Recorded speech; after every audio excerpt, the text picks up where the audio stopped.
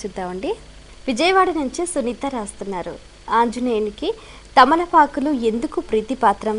అర్చనతో కలిగే ఫలితం ఏమిటి తెలియజేయగలరు అంటూ రాస్తున్నారు. ఆంజనేయునికి 5 విధాల అర్చన కనిపిస్తుంది మనకి. మొట్టమొదటిది సర్వజాతి పుష్ప పూజ. ఆంజనేయుడికి 1,00,000 మల్లెపూలు అర్చన, 1,00,000 తులసీదళ ఇవేవో మామూలుగా చేస్తూ ఉంటారు. శ్రీమద్ రామాయణం సుందరకాండలో ఆంజనేయుడు ఆకాశం మీదుగా సముద్రపు ఆ ఒడ్డుకి ఎగరడానికి నిశ్చయించుకున్నప్పుడు ఎన్నెన్నో వృక్షాలకి సంబంధించిన పుష్పాలన్నీ పడ్డాయి ఒంటి మీద. ఆంజనేయుడు రోమాలు కలిగిన శరీరం కదా, అన్ని జాతులకి సంబంధించిన అన్ని రంగుల పుష్పాలు అలా ఒంట్లో ఆ రోమాల్లో దిగబడితే విచిత్రంగా కనిపిస్తున్నాడు ఆయన. ఆయన రూపాన్ని ఆయన చూసుకున్నాడు, బాగా ఎంత అందంగా ఉన్నాను అని అనుకున్నాడు.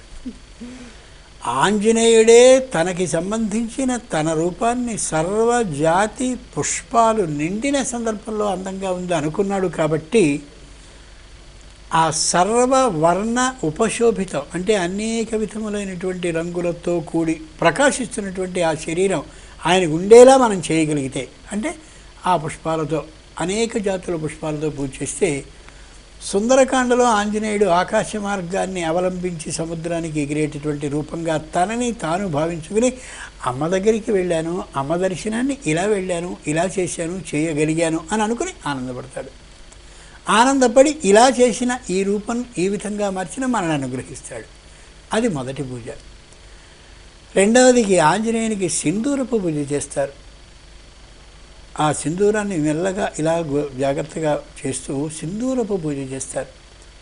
ఆ సింధూర ప్రియుడైన దాన్నే నుదుట తిలకంగా కూడా ధరిస్తూ ఉంటారు. ముఖ్యంగా మానసికమైనటువంటి వ్యాధులు ఉన్నటువంటి వాళ్ళు తొలగాలి, వ్యాధుల నుంచి ఇబ్బంది పూర్తిగా తొలగాలి అన్నప్పుడు సింధూరపు పూజ చాలా ముఖ్యమైనటువంటిది, ఇష్టకరమైనటువంటిది. నుదుటి మీద ఆ సింధూరాన్ని గట్టిగా పెద్ద బొట్టుగా కానీ పెట్టుకున్నట్టయితే ఎదుటి వ్యక్తి దృష్టి అక్కడ పడి అతని యొక్క దృష్టి దోషం పడదు, తగులదు అనేది కూడా పెద్దలు అంటూ ఉండేటటువంటి మాట. ఇక మూడవది ఆంజనేయునికి తమలపాకుల పూజ ఒకటి చెప్తారు. తాంబూలీనాం దళైస్తత్ర. తాంబూలీనాం దళవై అంటే తాంబూలపు ఆకులు, తమలపాకులు. ఆంజనేయుడు వనచరుడు, వనాల్లో తిరిగేటటువంటి లక్షణం కలిగినవాడు. ఆయనకి మంచి కోపం రాక్షసుడిని చూడగానే వస్తూ ఉంటుంది. అంత మంచిదైనటువంటి విపరీతమైన రోషం, కోపం, ఆ వేడిమి తగ్గడం కోసమని తమలపాకులతో పూజ చేయడం మంచిది అని ఆ విధంగా ఏర్పాటు చేసి ఆయన వనచరుడు అనే విషయాన్ని మరో విధంగా గుర్తు చేస్తూ ఉంటుంది. లోకంలో నీళ్లతో చల్లదనాన్ని కలగజేస్తారు. తమలపాకుల్లో ఉండే విశేషం ఏంటంటే నీటితనం ఆకులో ఉంటుంది. అంచేత ఆకు చల్లగా ఉంటుంది, నీళ్ళని కలిగి ఉండే తనం ద్వారా అటువంటి తమలపాకులన్నీ ఒంటి నిండా పూర్తిగా పెట్టేసేసినట్టయితే ఆ మంత్రశక్తి ఆ తమలపాకులో ఉండే చల్లదనం వల్ల ఆ విపరీతమైనటువంటి వేడిమి కలిగిన రజోగుణం తగ్గి ఆంజనేయుడు అనుగ్రహిస్తాడు.